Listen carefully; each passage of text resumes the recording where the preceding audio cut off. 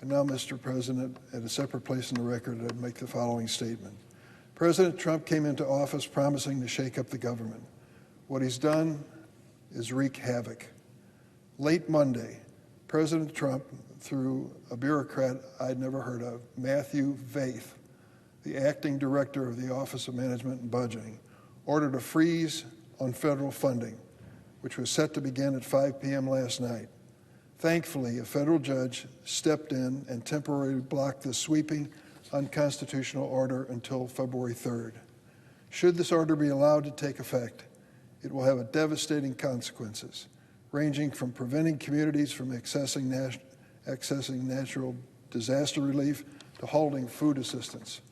But today I want to speak specifically about how this action would harm the National Institutes of Health and Medical Research. The National Institutes of Health is the premier medical research agency in the world. The premier medical research agency in the world. The $38 billion they spend each year makes America and the world better by finding new drugs and cures for serious diseases. They support more than 400,000 jobs nationwide in medical research, jobs focused on conducting that research that leads to these cures and treatments that save lives. Can you think of any more important federal responsibility other than perhaps national defense? Because of the work funded by NIH with taxpayers' dollars, people with cancer are living longer and even being cured. HIV/AIDS is no longer a death sentence, and groundbreaking treatments exist to slow the progression of neurological disorders, such as ALS and dementia. Chances are, if you or a loved one take any medication, you have NIH to thank, because 99% of the drugs approved over the past decade benefited from NIH research. 99%.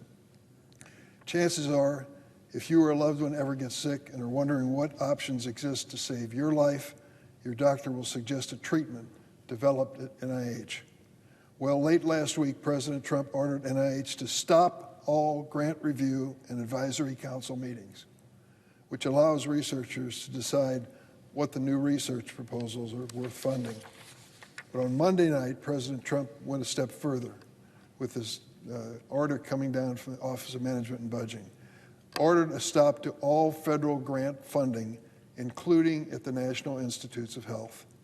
I know this happened because the major universities in the Chicagoland area, whom I respect so much, called me in a panic and said, we're supposed to stop all of our research. We're in the middle of some critical things. And I had to say that's exactly what this temporary pause or temporary freeze would do. Each year, NIH awards nearly $38 billion in research grants to all 50 states and the District of Columbia. They support hundreds of thousands of jobs, generate $92 billion in economic activity, and facilitate life-saving medical research.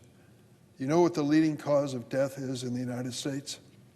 The number one cause of death is heart disease, but there are others: cancer, unintentional injury, drug overdose, stroke, respiratory disease, Alzheimer's, and diabetes.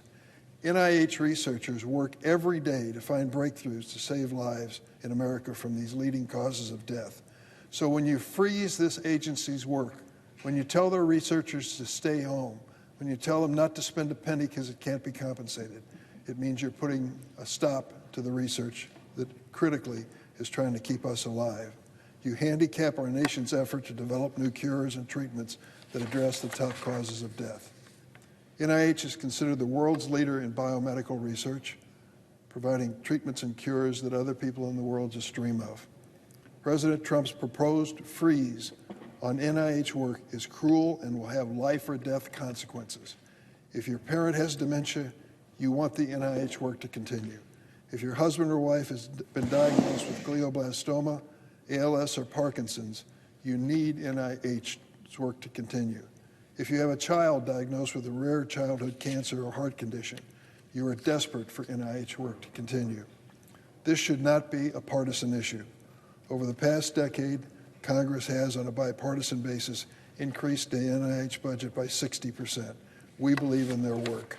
The federal freeze must not be allowed to take effect. I would hope my Republican colleagues would join me in calling on President Trump to reconsider this harmful policy. Lives depend on it. Mr. President, I yield.